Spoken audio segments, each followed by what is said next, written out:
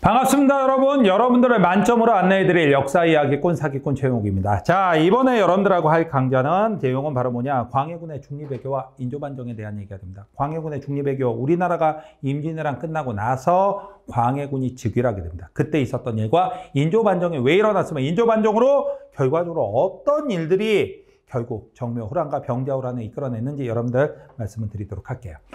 자, 제일 먼저 나오는 건 여러분들 광해군입니다. 조금 더 이쪽에다 써야 되겠다. 자, 광해군이 나오게 되죠.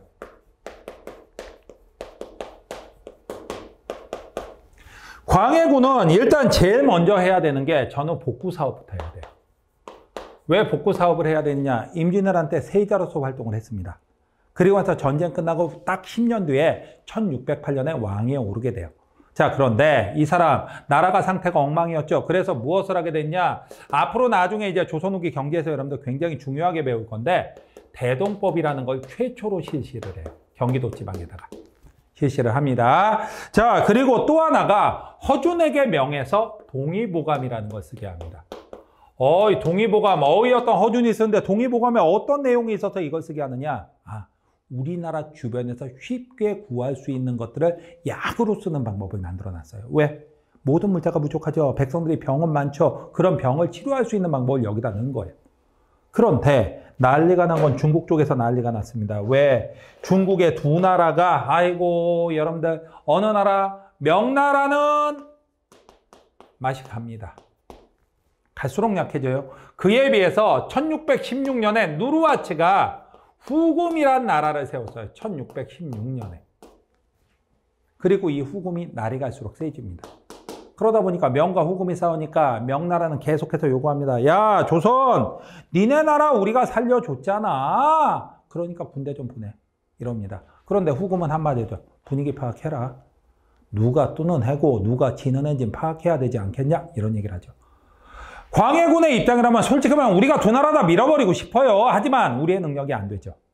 그래서 광해군은 무슨 북인과 손잡고 중립외교라는 걸 실시하게 됩니다. 도대체 이 중립외교라는 건 무엇이냐? 다른 거 아닙니다. 중립외교는요. 일단 누구랑 손을 잡았냐? 북인과 손을 잡게 돼요. 북인. 붕당 중에서 북인과 손을 잡고 누구를 보내느냐? 강홍립 장군을 보내게 됩니다.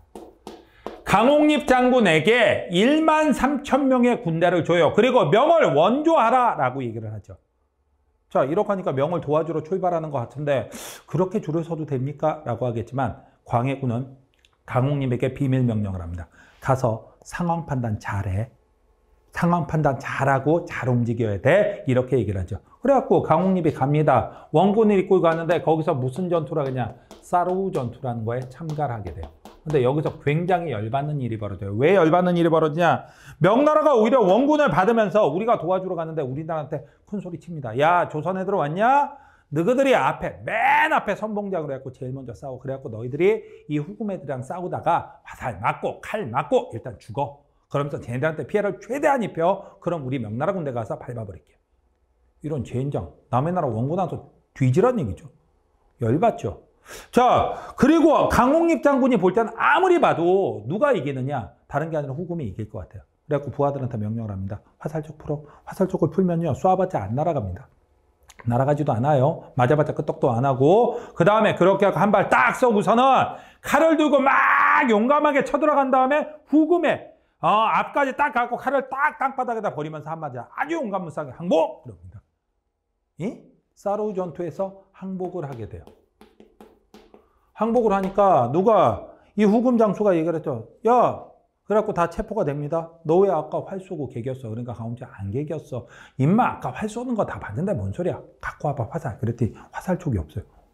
안 개겼네? 집에 가 해갖고 다 오게 되죠. 이게 바로 중립외교, 신립외교예요. 무슨 얘기냐? 파병은 한다. 왜? 명나라가 도와줬으니까 파병은 해야 된다. 하지만 전쟁을 하면 된다, 안 된다, 안 된다가 되죠. 그렇게 했던 게 중립외교, 신립외교예요. 여기까지는 우리 입장에선 잘한 겁니까? 잘못한 겁니까? 잘한 거죠. 근데 솔직하게 중국, 명나라 입장에서 보면 약간 얍삽한 건 사실이에요. 그런데 하필이면 꼭 중국 입장에서 생각하는 애들이 있어요. 바로 누구냐? 서인이라는 붕당입니다. 서인이에요. 이 광해군의 중립외교를 비판하게 됩니다. 거기다가 광해군이 결정적인 도덕적인 한계가 있었어요. 그 도덕적인 한계가 바로 뭐냐? 패모살제. 패모살제라는 게 바로 뭐냐? 엄마였던 어쨌든 나중에 더 어린 엄마죠. 이 선조가 나이 먹었으면 그냥 혼자 후궁이랑 있다가 죽으면 되지. 꼭 또 새로운 중전, 나이 어린 중전을 또 맞아들였습니다. 그래갖고 중전한테서 영창대군이라는 아기가 많이 어린 동생이 태어나요. 그런데 문제는 광해군하고 영창대군 문제가 있습니다. 광해군은 여러분들 왜 원래부터 광해군이에요? 이유는 엄마가 후궁이에요. 후궁의 소생은 서자라서 군까지 밖에 못 붙입니다. 하지만 중전, 정실 부인의 서자, 중전의 아들은 대군이라고 불려요. 그러다 보니까 영창대군이 태어나자 광해군의 정통성에 문제가 생긴 겁니다. 대군이 있는데 아무리 어려도 대군이 있는데 군을 왕에다 올려야 되느냐? 이런 얘기가 되는 거죠. 하지만 선조가 일찍 죽어버렸고 광해군이 왕이 됩니다. 그러다 보니까 이 남은 동생이 왕의 정통성에 문제가 되는 거예요. 결과적으로 어떻게 됐냐? 영창대군 죽입니다. 그리고 영창대군의 엄마였던 이목대비를 폐비시켜버리죠. 서궁에 가둬버리죠. 이게 바로 패모살제예요. 엄마를 패하고 살제 동생을 죽였다. 어쨌든 이런 윤리적인 문제가 터지면서 결국 서인이 무엇을 일으키게 되느냐? 다른 게 아니라 바로 인조반정을 일으키게 돼요. 인조반정. 그래서 인조가 왕에 오르고 서인 정권이 들어서게 됩니다. 그 결과 광해군은 쫓겨났고 북인 정권 다 무너지게 되죠. 그러다 보니까 이 서인들은 이제 무엇을 했냐? 무엇을 비판하고 들어왔습니까? 중립외교를 비판하고 들어갔죠. 중립외교를 비판했으니까 이들은 이제 무엇을 해야 되냐면 다른 게 아니라 바로 친, 명, 배, 금 정책을 해야 되는 거야. 친명배금 정책이라는 건 도대체 무엇이 되느냐? 명과는 친하고 후금은 배척한다는 정책이에요. 명과 친하고 후금은 배척한다. 그런 상황에서 터진 게 1623년도에 가도 사건이라는 게 터져 나오게 돼요. 가도 사건은 무엇이냐? 명나라 장수 모문용이라는 장수가 있어요. 명나라 장수인데 이 모문용이가 어디에 들어왔느냐? 우리나라 평안도 가도에 들어왔습니다. 가도가 도대체 어딘데? 지도를 간단하게 당시에가 이렇게 갖고 왔는데 이 지역은 이미 후금이 장악을 했어요. 우리나라 북부 지역은. 그 다음에 중국에는 이렇게 돼갖고 여러분들 여기 명이 있죠. 그런데 여기가 바로 가도라는 섬이 있는 거예요. 우리나라 평안도입니다. 그런데 이 명나라 장수 모문영이 이 가도에 들어가서 군대를 주둔한 거야. 정확하게 들어온 건 1622년도에 들어왔지만 이제 말썽이 되는 건 23년부터입니다. 바로 무엇이냐면 모문영이 여기 와 있을 때 광해군은 네가 왜 와? 나가 이러는데 인조는요. 우린 친명배금이니까 여기는 모문영을 도와야 되겠고 모문영에 대한 지원을 해줍니다. 누가 열받겠어요? 후금이 당연히 열받겠죠. 명나라 장수 모문영이 여기 와 있으니까. 거기다가 이듬해였던 1624년 이괄의 난이 일어나게 돼요. 이괄의 난은 도대체 어떤 문제가 있었냐? 다른 거 아닙니다. 이괄이란 인물은 원래 인조 반정의 선봉장이었어요. 그래갖고 광해군을 무너뜨리는데 1등 공신이었죠. 근데 실제로는 이렇게 공을 다 세우고 났는데 1등 공신 대접을 못 받아요. 오히려 어떻게 하냐면 야 이괄 너 원래 국경선 지키던 놈 아니야? 국경선으로 가. 하고 쫓겨나다시피 됩니다. 이러다 보니까 이괄 열받아갖고 인조 반정이 1623년도에 있었는데 이듬해 바로 이괄의 난을 일으켜갖고 한양까지 점령하지만 결국은 패전하고 죽게 됩니다.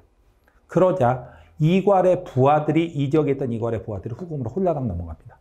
항복하고선 후금에 가서 얘기를 하죠. 인조 반정으로 광해군이 억울하게 죽었다.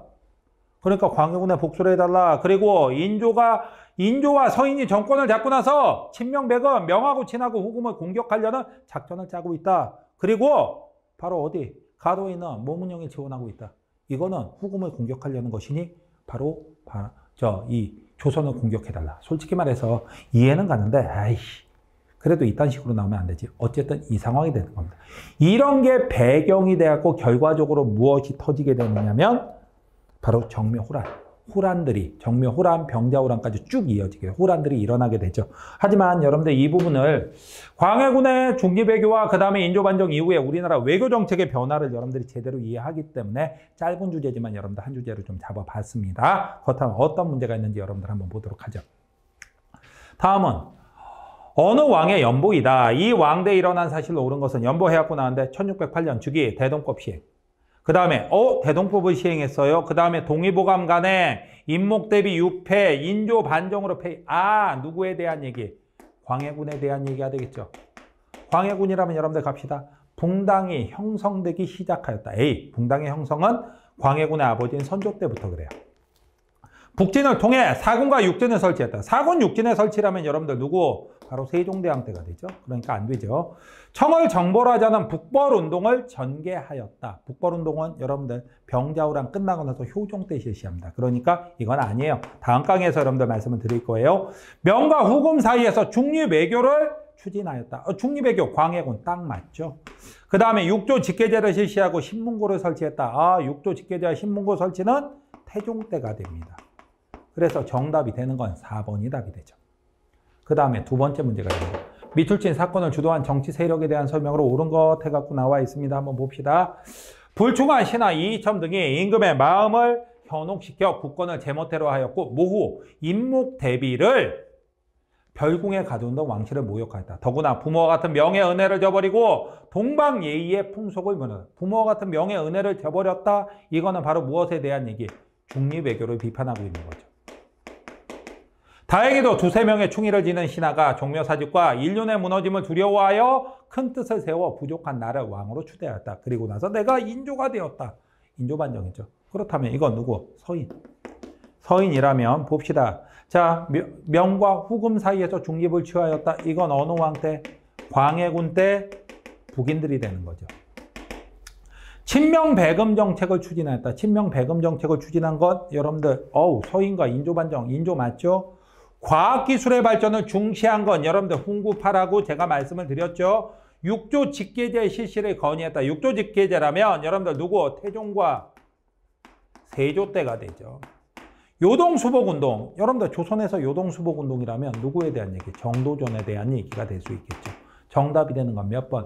2번이 정답이 됩니다. 2번 찾으셨어요? 자, 이렇게 해갖고 여러분들 긴 주제는 아니고 굉장히 짧은 주제지만 여러분들 임팩트가 있는 주제라서 언제든지 문제 출제는 가능합니다. 아시겠죠? 자, 이번 강의 고생하셨고 다음 강좌에서 뵙도록 하자.